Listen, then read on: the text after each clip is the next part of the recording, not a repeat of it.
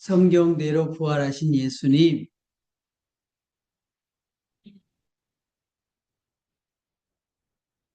네, 성경은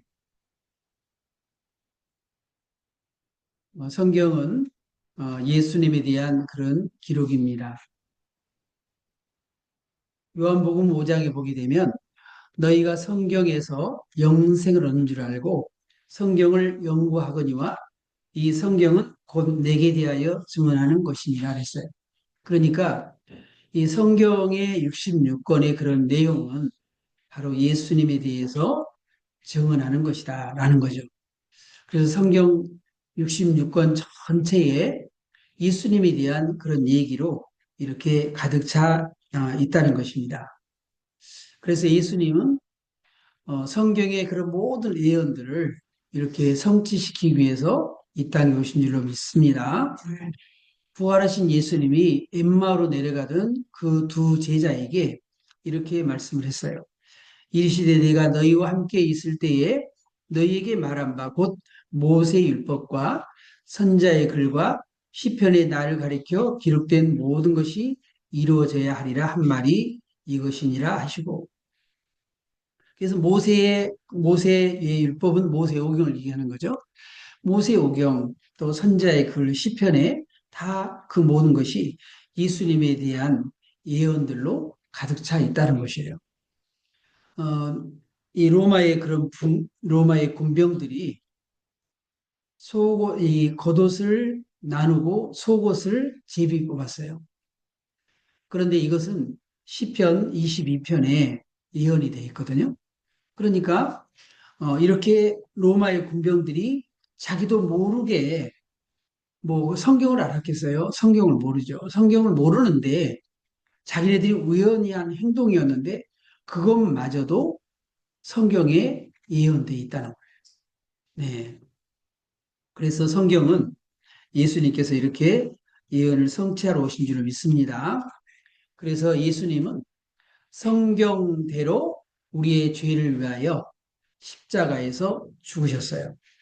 예, 오늘 3절에 보게 되면 내가 받은 것을 내게 전하노니 너희는 이는 성경대로 그리스도께서 우리를 위하여 죽으시고 그랬습니다. 그러니까 성경대로, 성경에 기록된 대로, 성경에 예언된 대로 예수님이 우리의 죄를 위하여 죽으셨다는 거예요. 그러니까 예수님의 그러한 우리의 죄를 위한 죽으심은 구약의 곳곳에 계속 이렇게 예언이 되어 있다는 얘기죠.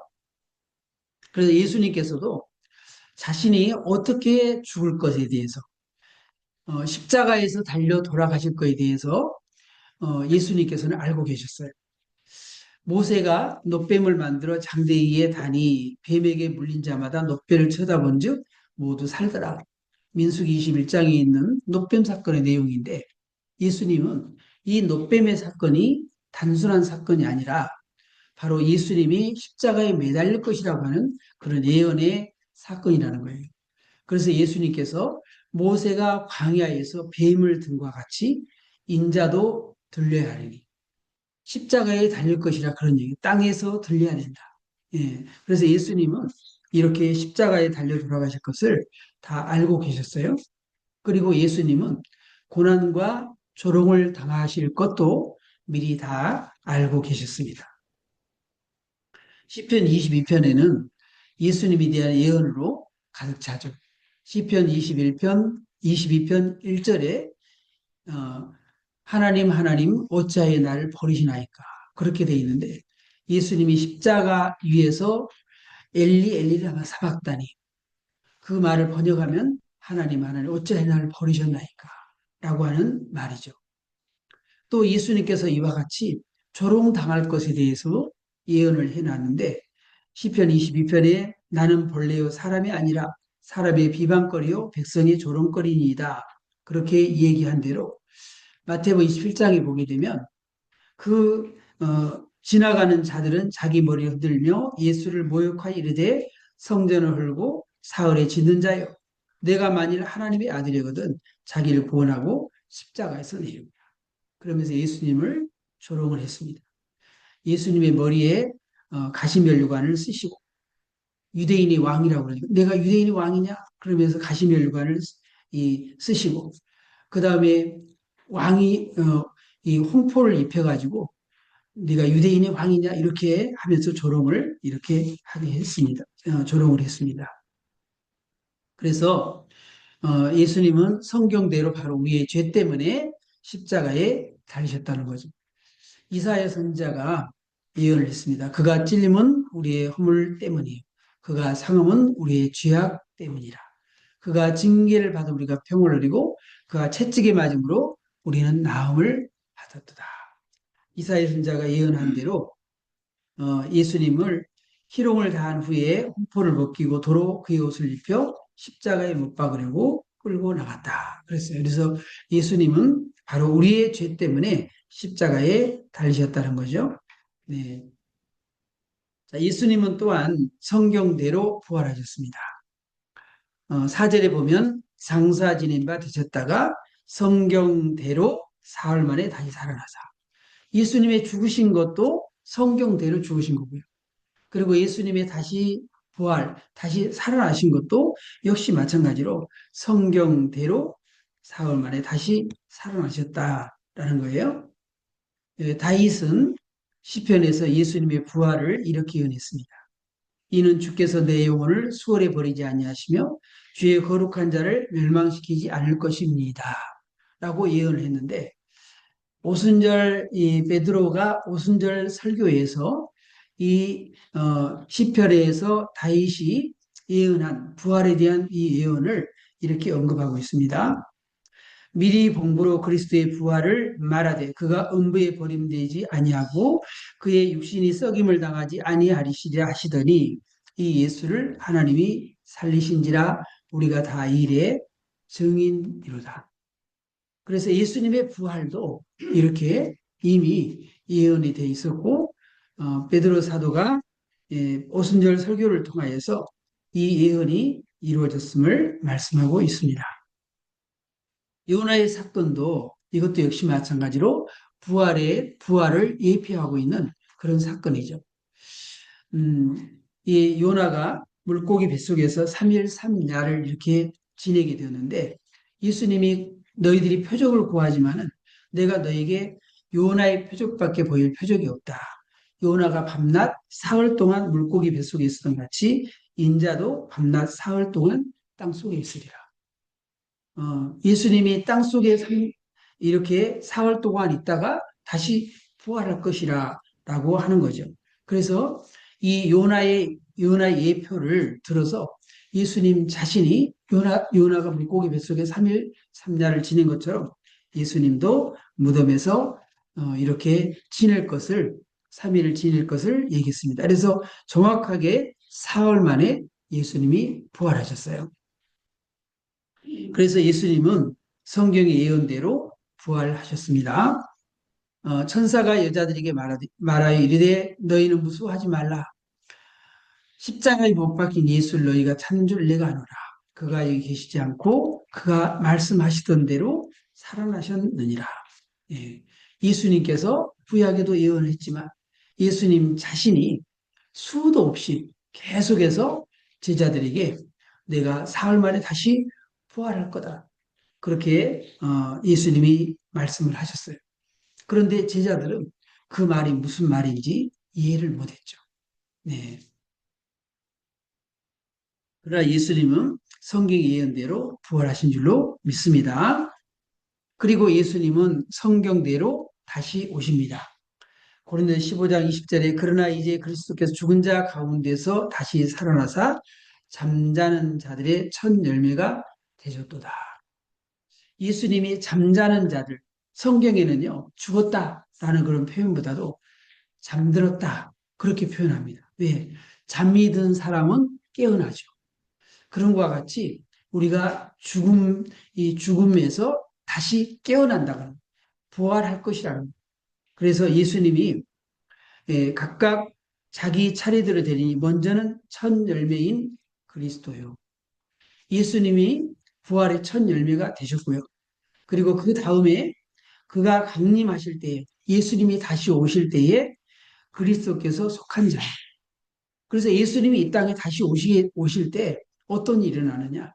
그때에 이 주 안에서 잠자는 자들이 그때 그리스도에 속한 자들이 그때 부활을 하게 된다라는 것입니다. 그래서 예수님이 재림하실 때 성도들의 부활의 사건이 일어나게 된다는 거죠. 예수님이 부활의 첫 열매가 되셨고 그 부활은 예수님으로 끝나는 게 아니라 잠자는 자들이 다시 깨어는 같이 이제 예수님이 오시는 그날에 우리가 다시 부활할 거라는 거예요.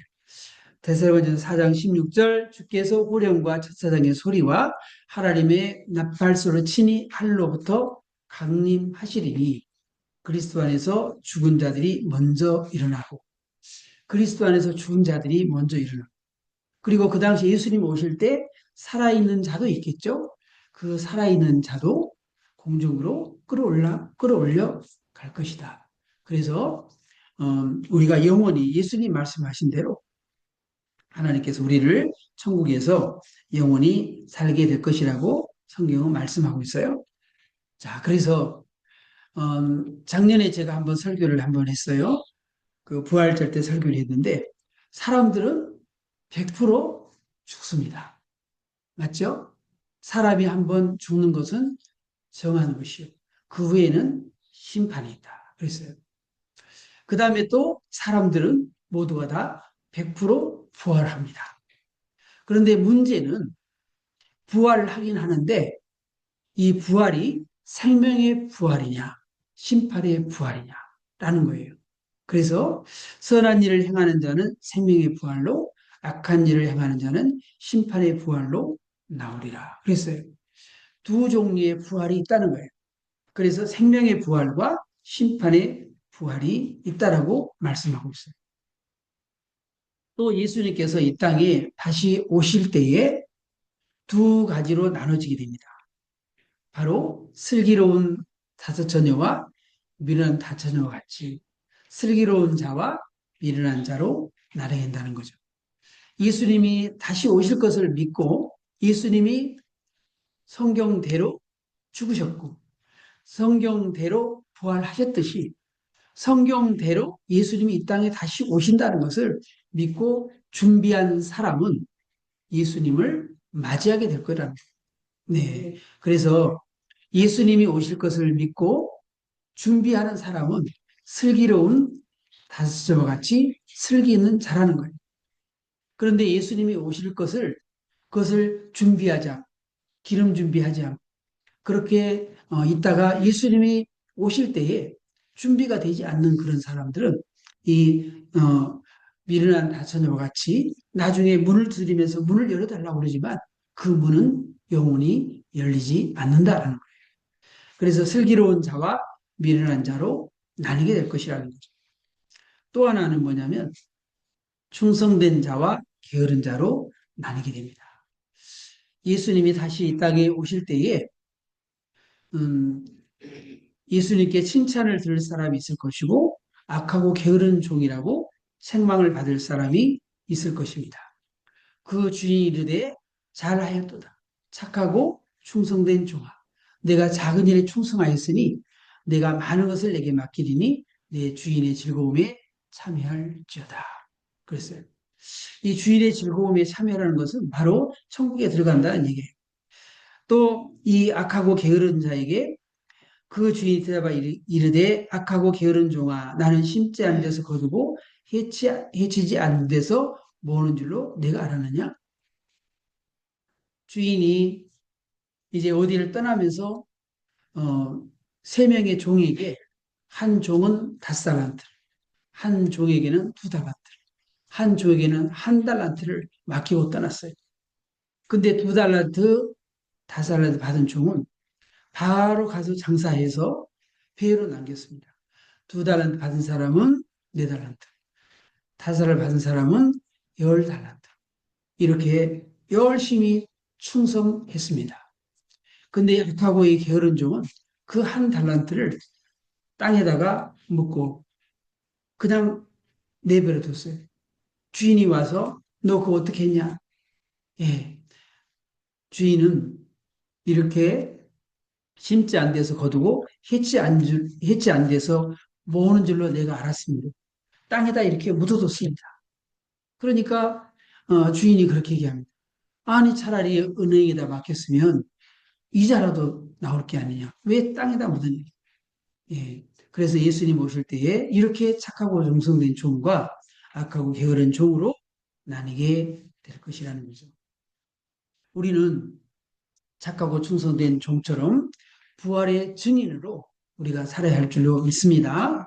예. 그래서 예수님께서는 부활하신 다음에 베드로입니다. 베드로에게 보이시고 그리고 12제자에게와 그리고 그 후에 500여 형제에게 일시에 보이셨나니 그 중에 지금까지 대다수는 살아있고 어떤 사람은 잠들었으며 여기도 잠들었다 그러죠. 죽었다고 그런 표현이에요. 여러분 만약에 이 환상을 본다든지 그렇게 하게 되면요. 자기 혼자 보지 예수님 부활하신 것을 환상으로 봤다. 그럼 자기 혼자 개인적인 체험이잖아요. 그런데 500여의 사람이 동시에 봤다. 이것은 실제라는. 그래서 예수님이 부활한 것을 500여 형제가 일시에 봤다라는 것이죠. 예.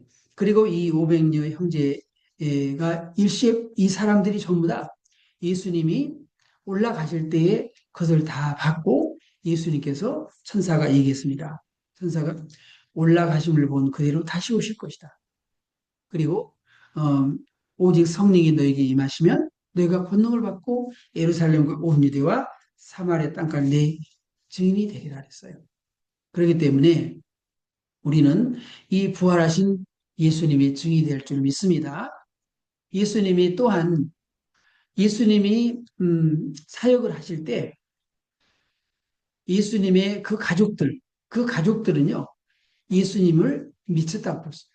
친족들도 예수님 미쳤다고 그랬어요. 그래서 예수님이 사역을 하고 있는 병을 고치고 가르치고 있는데 데려가려고 했습니다. 왜냐하면 예수님이 미쳤다고. 그러니까 이 가족들도 친척들도 고향 나사렛 사람들도 예수를 안 믿었어요. 네. 동생 야고보 역시 안 믿었죠. 그런데 이 부활하신 예수님이 동생 야고보에게 나타났습니다. 예. 그래서 그 후에 야고보에게 보이셨으며 그랬습니다. 그래서 야고보가 나중에 예루살렘 교회의 지도자가 이렇게 됩니다. 그래서 예루살렘 회의를 이렇게 주도하는 그런 모습을 보게 되죠. 사도행전 15장에서. 그리고 부활하신 주님은 바울에게도 보이셨습니다. 그래서 맨 나중에 만삭되지 못하여 난자 같은 내게도 보이셨습니다. 이 바울은 교회를 핍박하고 박해하고 그랬던 사람이에요. 다메섹 도상에 다메섹 도상에서 부활한 예수님을 만났는데 다메섹에 있는 그리스도인들, 다메섹에 있는 그 성도들을 잡아다가 옥에다 가두려고 가는 도중이었어요. 그때 부활한 예수님이 나타나셔서 사울아 사울아 내가 왜 나를 핍박하냐 주여 니시니까 나는 내가 핍박하는 예수다. 그렇게 해서 그 당시의 바울의 이름이 사울이었습니다. 나중에 사울이 예수님을 만나고 난 다음에 바울이라는 이름으로 바뀌게 되는데 이렇게 부활하신 예수님을 만나고 난 다음에 바울은 일평생을 이방인의 사도로 헌신을 하게 되었던 것이죠. 여러분, 우리도 내가 만난 예수를 전하는 부활의 증인으로 살아야 할 줄 믿습니다. 사도행전 1장 8절 같이 한번 읽어보겠습니다. 시작. 오직 성령이 너에게 임하시면 너희가 권능을 받고 예루살렘과 온 유대와 사마리아와 땅가 이르러 내 증인이 되리라 하시니라. 아멘. 우리 예수님 성경에 기록된 대로 예수님은 십자가에서 우리의 죄 때문에 죽으셨어요. 그리고 예수님은 성경에 기록된 대로 예수님은 다시 부활하셨어요. 그리고 성경에 기록된 대로 예수님이 이 땅에 반드시 다시 오십니다. 신약 성경에는 약 15구절에 한 번 정도 예수님의 재림이 나올 정도로 그만큼 이제 신약 성도들에게 계속해서 강조하는 것이 바로 예수님은 다시 오신다. 예수님은 다시 오신다. 그 얘기입니다. 그렇기 때문에 우리는 이 예수님이 우리의 죄 때문에 성경에 기록된 대로 죽으시고 부활하신 것 같이 성경에 기록된 대로 예수님이 다시 오실 것을 믿으신 여러분 될 수 있기를 바랍니다.